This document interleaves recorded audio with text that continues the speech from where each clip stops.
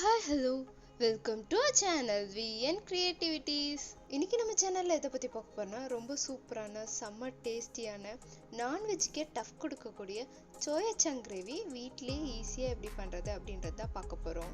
என்னைக்காவது ஒரு சண்டேல நீங்கள் நான்வெஜ் எடுக்கல அப்படிங்கும்போது இந்த மாதிரி சோயாவில் கிரேவி செஞ்சு கொடுத்து பாருங்கள். கண்டிப்பாக இது நான்வெஜ்ஜுக்கே டஃப் கொடுக்குங்க. இது நீங்கள் சாதத்தோட பிசைஞ்சு சாப்பிட்லாம். இட்லி, தோசை, சப்பாத்தி, நான், ரொட்டி இது கூடலாம் சைட் டிஷ்ஷாக சாப்பிட்லாம். இது வெரைட்டி ரைஸ் கூட சூப்பரான காம்பினேஷனாக இருக்கும். எஸ்பெஷலி பிரியாணி, தக்காளி சாதம், குஸ்கா இது கூடலாம் செம்மையான காம்பினேஷனாக இருக்கும். கண்டிப்பாக ட்ரை பண்ணி பாருங்கள். ஓகே, இது எப்படி பண்ணுறதுன்னு பார்க்கறதுக்கு முன்னாடி இப்போ தான் நீங்கள் நம்ம சேனலை ஃபஸ்ட் டைம் பார்க்குறீங்கன்னா மறக்காமல் சப்ஸ்கிரைப் பண்ணிடுங்க. கூட இந்த பெல் ஐக்கானை கிளிக் பண்ணிடுங்க. அப்போ தான் நான் போடுற வீடியோஸோட நோட்டிஃபிகேஷன் உங்களுக்கு வரும். இதை செய்கிறதுக்கு ஃபஸ்ட்டு சோயா சங்கை இந்த மாதிரி சுடு தண்ணியில் ஊற வச்சு அதை நல்லா அழுத்தி பிழிஞ்சு எடுத்துருங்க. அதில் கொஞ்சம் கூட தண்ணியாக இருக்கக்கூடாது, அந்தளவுக்கு அழுத்தி பிழிஞ்சு எடுத்து வச்சுருங்க. இப்போ ஒரு பேன் அடுப்பில் வச்சு அதில் 3 டேபிள் ஸ்பூன் அளவுக்கு எண்ணெய் ஊற்றிடுங்க. எண்ணெய் சூடானதுக்கு அப்புறமா அதில் கடுகு போட்டுருங்க. கடுகு பொரிஞ்சதும் ஒரு பெரிய வெங்காயத்தை நான் பாக்ஸாக கட் பண்ணி வச்சுருக்கேன், அதை இதில் ஆட் பண்ணிக்கிறேன். இப்போ இது கூடவே ஒரு கொத்து அளவுக்கு கருவேப்பிலை போட்டு அதை நல்லா வதக்கிடலாம். இந்த வெங்காயம் நல்லா வதங்கி இது கண்ணாடி பதம் வரணும், அந்த அளவுக்கு இதை நல்லா வதக்கணும். எப்பயுமே எந்த ஒரு டிஷ்க்குமே வெங்காயம் எந்த அளவுக்கு நல்லா எண்ணெயில வதங்குதோ அந்த அளவுக்கு நல்ல டேஸ்ட் கொடுக்கும். வெங்காயம் ஓரளவுக்கு நல்லா வதங்கினதுக்கு அப்புறமா நான் இங்கே இஞ்சி பூண்டு பேஸ்ட் எடுத்து வச்சிருக்கேன். அதில் ஒரு 1/2 டீஸ்பூன் அளவுக்கு ஆட் பண்ணுறேன். இப்போ இதோட சேர்த்து நல்லா வதக்கிடலாம். எப்பயுமே இஞ்சி பூண்டு பேஸ்ட் சேர்த்ததுக்கு அப்புறமா அடுப்பு கொஞ்சம் மீடியம் ஃப்ளேமில் வச்சுருங்க, அப்போ தான் அடி பிடிக்காமல் இருக்கும். இப்போ இந்த இஞ்சி பூண்டு பேஸ்ட் நல்லா பச்சை வாசம் போய் அதுலேருந்து எண்ணெய் தனியாக பிரிஞ்சு வரணும், அந்தளவுக்கு இதை நம்ம நல்லா வதக்கிடணும். இப்போ பாருங்கள், இது நல்லா வதங்கி இதோட பச்சை வாசம் போயிட்டு எண்ணெயும் தனியாக பிரிஞ்சு வர ஆரம்பிச்சிருச்சு. இப்போது நல்லா பழுத்த 2 தக்காளி எடுத்து அதை பாக்ஸாக கட் பண்ணி வச்சிட்டேன். இப்போ இதை இதோட ஆட் பண்ணிடலாம். இப்போ இந்த தக்காளியும் சேர்த்து இதோட நல்லா வதக்கிடலாம். இதுக்கு கூடுமான வரலாம் நல்லா பழுத்த தக்காளி எடுங்க, அப்போ தான் அது நல்ல டேஸ்ட்டும் நல்ல கலரும் கொடுக்கும். அடுத்ததான் இந்த தக்காளி வதங்கிறதுக்கு தேவையான அளவு உப்பு சேர்த்துடலாம்.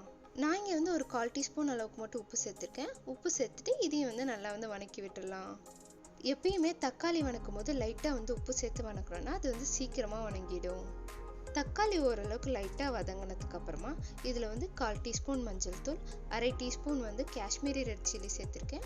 அதுக்கப்புறமா 1 டீஸ்பூன் அளவுக்கு கரம் மசாலா ஆட் பண்ணியிருக்கேன். நான் இங்கே கலருக்காக மட்டும்தான் Kashmiri red chilli powder use பண்ணுறேன். ஒருவேளை உங்ககிட்ட காஷ்மீரி ரெட் சில்லி பவுடர் இல்லைன்னா நீங்கள் நார்மல் சில்லி பவுடர் கூட யூஸ் பண்ணுங்கள். ஆனால் அதோட காரம் மட்டும் உங்கள் தேவைக்கேற்ப கூடவோ குறைச்சோ போட்டுக்கோங்க. இப்போ இந்த மசாலாவோட பச்சை வாசலாம் நல்லா போய் அதுலேருந்து எண்ணெய் தனியாக பிரிஞ்சு வரணும், அந்தளவுக்கு இதை நம்ம நல்லா வதக்கிடலாம். இப்போ பாருங்கள், சைடில் நல்லா எண்ணெய் பிரிஞ்சு வந்துருச்சு. இந்த ஸ்டேஜில் கொஞ்சமாக 1 டம்ளர் அளவுக்கு மட்டும் தண்ணி ஊற்றிடலாம். தண்ணி ஊற்றிட்டு அதையும் நல்லா மிக்ஸ் பண்ணி விட்டுடலாம். இப்போ மிக்ஸ் பண்ணும்போது நல்லா அந்த தக்காளியை மேஷ் பண்ணி மிக்ஸ் பண்ணி விட்டுருங்க. அடுத்ததாக இது கூட ஒரு 1/2 டீஸ்பூன் அளவுக்கு மல்லித்தூள் ஆட் பண்ணுறேன். மல்லித்தூள் ஆட் பண்ணிட்டு அதை நல்லா மிக்ஸ் பண்ணி விட்டுடலாம். இப்போ இது கூடவே இந்த டிஷ்க்கு தேவையான அளவு உப்பு சேர்த்துடலாம். நான் இங்கே 1 டீஸ்பூன் அளவுக்கு கல்லுப்பு சேர்த்துருக்கேன். உப்பு உங்கள் சுவைக்கேற்ப கூடவோ குறைச்சோ போட்டுக்கோங்க.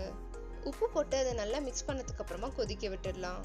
இது நல்லா கொதிச்சு வரும்போது நான் இங்கே சிக்கன் மசாலா எடுத்து வச்சுருக்கேன், அதை இதில் ஆட் பண்ணிக்கலாம். சிக்கன் மசாலா ஆப்ஷனல் தான், உங்களுக்கு வேணா போட்டுக்கோங்க. ஆனால் அது போட்டிங்கன்னா நான்வெஜ் ஃபீல் கிடைக்கும். இப்போ இது கூட நம்ம எடுத்து வச்சுருக்க சோயா சங்க்ஸை கட் பண்ணி ஆட் பண்ணிக்கலாம். உங்களுக்கு வேணால் நீங்கள் முழுசாக கூட போட்டுக்கலாம். இப்போ இது எல்லாத்தையும் சேர்த்து நல்லா மிக்ஸ் பண்ணி விட்டுடலாம். சோயா சங்கை ஆட் பண்ணதுக்கு அப்புறமா உடனே நல்லா மிக்ஸ் பண்ணி விட்டுருங்க. இல்லைன்னா ஒரு சைடு நல்லா தண்ணி உறிஞ்சிரும், இன்னொரு சைடு மசாலாவே ஒட்டாமல் இருக்கும். ஸோ அதை உடனே நல்லா மிக்ஸ் பண்ணி விட்டுருங்க. இப்போ இந்த சோயா சங் இந்த மசாலா தண்ணியை நல்லா அப்சர்வ் பண்ணி அதுலேயே சுண்டி வரணும், அந்தளவுக்கு இதை நம்ம நல்லா வதக்கணும். இப்போ பாருங்கள், இது நல்லா வதங்கி மசாலாலாம் நல்லா சுண்டிடுச்சு. உங்களுக்கு நல்ல கிரேவியாக வேணும்னா இந்த ஸ்டேஜ்லேயே எடுத்துக்கோங்க. இல்லை இன்னும் கொஞ்சம் ஸ்டார்டர் மாதிரி வேணும்னா இன்னும் கொஞ்சம் நேரம் நல்லா இந்த மாதிரி கிளறி விட்டு அதுக்கப்புறம் எடுத்துக்கலாம். எனக்கு கொஞ்சம் இது ட்ரையாக இருந்தால் தான் பிடிக்கும். ஸோ இதை நல்லா ட்ரை ஆகிற வரலும் நான் இதை வதக்கிடுறேன். ஏன்னா நான் இது தக்காளி சாதத்துக்கு சைட் டிஷ்ஷாக பண்ணியிருந்தேன். இப்போ பாருங்கள், இது நல்லா ட்ரை ஆயிடுச்சு. இப்போ ஸ்டவ் ஆஃப் பண்ணிடலாம். அவ்வளவே தாங்க, நம்ம சோயா சங்க் கிரேவி சூப்பராக ரெடி ஆயிடுச்சு. இதை நீங்கள் ஸ்டார்டராக கூட சாப்பிட்லாம் அண்ட் சைட் டிஷ்ஷாகவும் சாப்பிட்லாம். இதை பார்க்கும் போதே அப்படியே டெம்ப்ட் ஆகுதுங்க இதை சீக்கிரம் சாப்பிடணுன்ட்டு. சாதம், இட்லி, தோசை, நான், சப்பாத்தி, ரொட்டி, வெரைட்டி ரைஸ், பிரியாணின்னு எல்லாத்துக்கூடையும் செம்மையான காம்பினேஷனாக இருக்கும். இதை மட்டும் வீட்டில் நீங்கள் ஒரு டைம் செஞ்சிட்டீங்க, அதுக்கப்புறம் உங்கள் வீட்டில் இருக்கவங்க திரும்ப திரும்ப உங்களை கேட்பாங்க. அவ்வளோ சூப்பராக இருக்குங்க இதோட டேஸ்ட். நான் இதை வந்து தக்காளி சாதத்துக்கு தான் செஞ்சுருந்தேன். தக்காளி சாதமும் இதுவும் வந்து செம்மையான காம்போவாக இருந்தது. அந்த தக்காளி சாதம் எப்படி பண்ணுறதுன்ற வீடியோ ஆல்ரெடி நம்ம சேனலில் வந்து நான் போட்டிருக்கேன். அதோட லிங்க்கை வந்து டிஸ்கிரிப்ஷன் பாக்ஸில் போகிறேன், உங்களுக்கு வேணா செக் பண்ணி பாருங்கள். ரொம்ப இன்க்ரீடியன்ட்ஸ் அதிகமாக போடாமல் ரொம்ப டைம் எடுக்காமல் ஈஸியாக சிம்பிளாக செய்யக்கூடிய ஒரு கிரேவி இது. இந்த வீடியோவை ஈஸியாக அண்ட் டேஸ்டியாக சமைக்கணும்னு நினைக்கிறேன் உங்கள் ஃப்ரெண்டுக்கு ஷேர் பண்ணி விடுங்க. நீங்களும் இது செஞ்சு பார்த்து எப்படி இருந்ததுன்னு கமெண்ட்டில் சொல்லுங்கள். இந்த வீடியோ பிடிச்சிருந்ததுன்னா லைக் பண்ணுங்கள், ஷேர் பண்ணுங்கள், கமெண்ட் பண்ணுங்கள், மறக்காமல் சப்ஸ்கிரைப் பண்ணுங்கள். தேங்க்யூ ஃபார் வாட்சிங். Bye bye.